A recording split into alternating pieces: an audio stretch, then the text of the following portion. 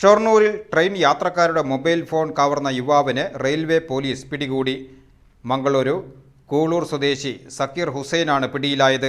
Marusagar express ട്രെയിനിൽ യാത്ര ചെയ്യുന്ന മട്ടാഞ്ചേരി സ്വദേശികളായ സുരേഷ്, സുജേഷ് എന്നിവരുടെ മൊബൈൽ കവർന്ന കേസിലാണ് അറസ്റ്റ്. കഴിഞ്ഞ മാസം 28-ന് രാവിലെ 6ഓടെയായിരുന്നു കവർച്ച. സുരേഷിന്റെ 15,000 രൂപയുടെയും സുജേഷിന്റെ 13,000 രൂപയുടെയും മൊബൈലുകളാണ് നഷ്ടപ്പെട്ടത്. കവർച്ചയ്ക്ക് ശേഷം രക്ഷപ്പെട്ട സക്കീർ ഹുസൈൻ മൊബൈൽ മറ്റൊരാൾക്ക് വിൽപ്പന നടത്തിയിരുന്നു. ഇതിൽ നിന്ന് ലഭിച്ച വിവരത്തിന്റെ അടിസ്ഥാനത്തിലായിരുന്നു അന്വേഷണം. സക്കീർ ഹുസൈനെതിരെ മംഗളൂരു പോലീസ് സ്റ്റേഷനിൽ 2 കവർച്ചാ കേസുകളുണ്ടെന്ന് റെയിൽവേ പോലീസ് പറഞ്ഞു. ബുധനാഴ്ച രാവിലെ റെയിൽവേ സ്റ്റേഷനിൽ നിന്നാണ് ഇയാളെ പിടികൂടിയത്. SI അനിൽ മാത്യു, പോലീസുകാരായ നിഷാദ്, സജിത്, റെയിൽവേ സുരക്ഷാ സേന ASI KM Shiju, ഉദ്യോഗസ്ഥരായ T Vinesh, Ramesh എന്നിവരടങ്ങിയ സംഘമാണ് ഇയാളെ പിടികൂടിയത്. അറസ്റ്റ് ചെയ്ത പ്രതിയെ റിമാൻഡ് ചെയ്തു.